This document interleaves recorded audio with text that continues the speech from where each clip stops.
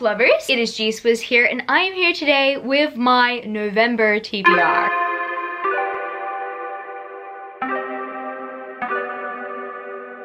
I'm currently curious to see whether I'm going to be reaching the 200 book mark this year. I'm pretty sure as I'm filming this video, I have 20 more books until I reach that goal. At this rate, I am reading at least 10 books a month, so I reckon it's achievable unless something does take me out for the rest of the year. Yes, the birthday bunting is still up because Camilo and I love feeling special, okay? So we have anticipated releases on this TBR. We have series/manga to be completed on this TBR. All that stuff etc, so I guess without further ado, let's get into the TBR. So I'm gonna start off with the books that I do not physically have with me, but I need to get to. So first of all, I gotta mention A Shadow in the Ember by Jennifer L. Armentrout. So the funny thing about this is I remember when release date happened. Did I read the book? No, I didn't. And the reason why I put the book off is because I just knew that I was going to be put in a massive book hangover when I finished it. So I avoided reading like the plague. I did not read anything. I didn't even read anything else in avoidance. Since probably the release date of A Shadow in the Ember, I've not read a single thing. I mean, I read a lot in October still, but I don't know, since that day, I've just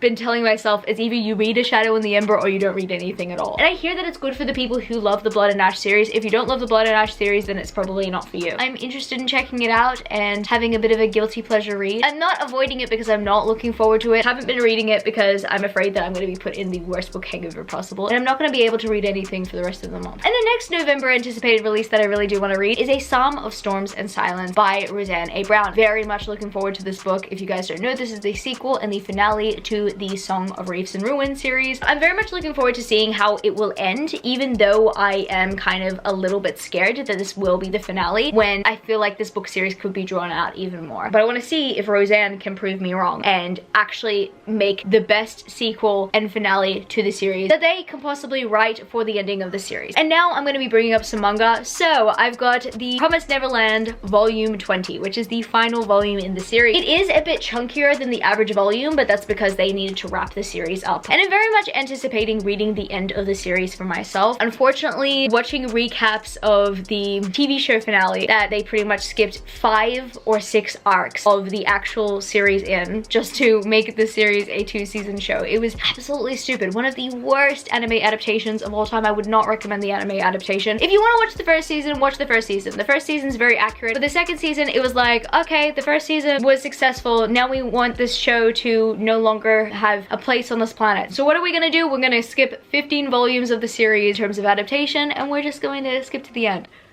That's what they did. I want to see how the series actually ends. Being that I've been on the journey with these characters through the manga form, which I would recommend if you do like these characters and if you've watched season 1, or if you have watched the terrible adaptation in its fullest, and if you truly want to see what these characters go through throughout the series, then I would highly recommend you check this series out. Now I'm gonna get the payoff here. This is the final volume. I'm a little bit nervous. I'm saying goodbye to this era, and I'm also gonna be saying goodbye to another era, which I'm gonna bring up next. Also on my TBR, I have volumes 22 and 23 of Demon Slayer. These are the final volumes of Demon Slayer. I don't know how to feel. Pretty sure I've been spending this last year and a half getting attached to this manga series. Similarly to The Promised Neverland, I've just been absolutely engrossed in it, absolutely binging it and loving it, and I am very curious to see how this ends, but also I'm very nervous to see how it ends because I'm very much attached to these characters. And thankfully, unlike The Promised Neverland adaptation, the Demon Slayer adaptation is completely accurate. In fact, it is animated in one of the best ways possible. I love it. Camilo loves it as well, and we loved investing ourselves in the manga series, and it's finally time to finish that journey and to look forward to the anime adaptations as they come out. In the years to come, we are going to be experiencing a lot of nostalgia through the anime adaptation. I'm very much excited to read these and say goodbye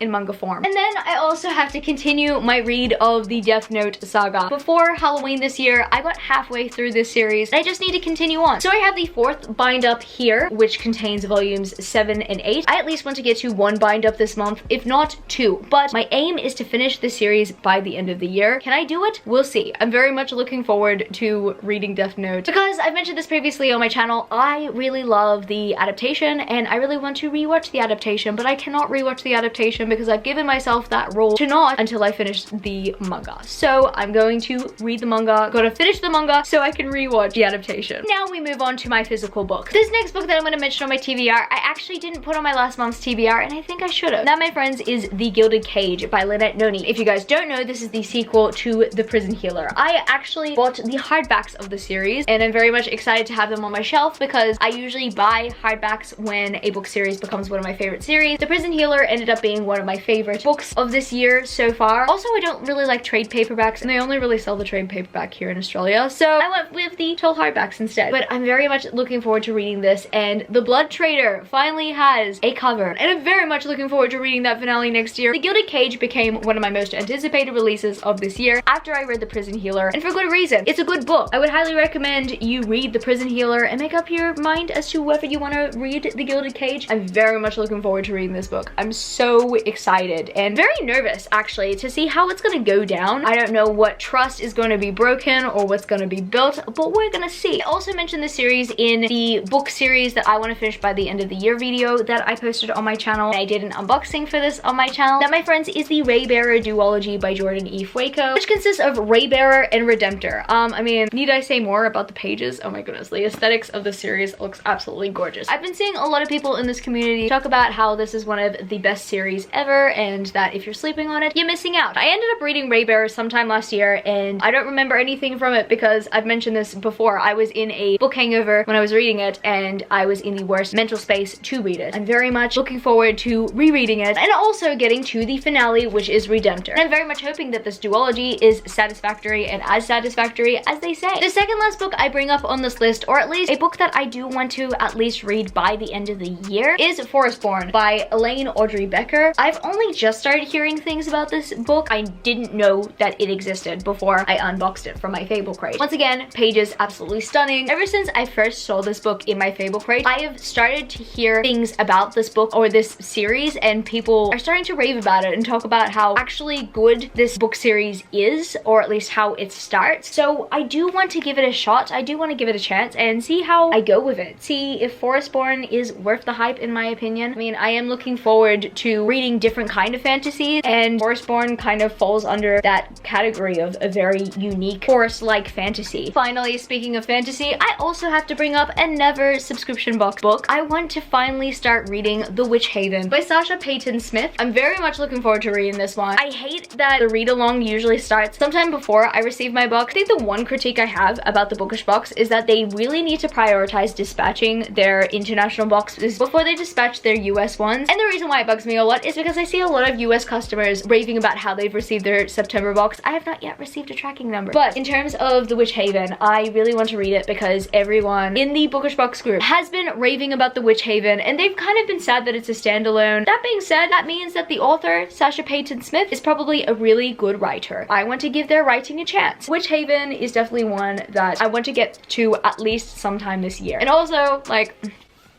pink pages. I guess that's gonna be it for this video today, book lovers. If you happen to enjoy it, don't forget to give it a thumbs up and subscribe to my channel if you haven't yet already. Join the amazing community of book lovers. And also, I have social medias. I'm at gswizzlebooks on Twitter and Instagram, and I'm also Goodreads. That's www.goodreads.com/gswizzle. I love you, book lovers, and I will see you later. Peace. Started out with half and I flipped it into double. Started out with half and I flipped it into double.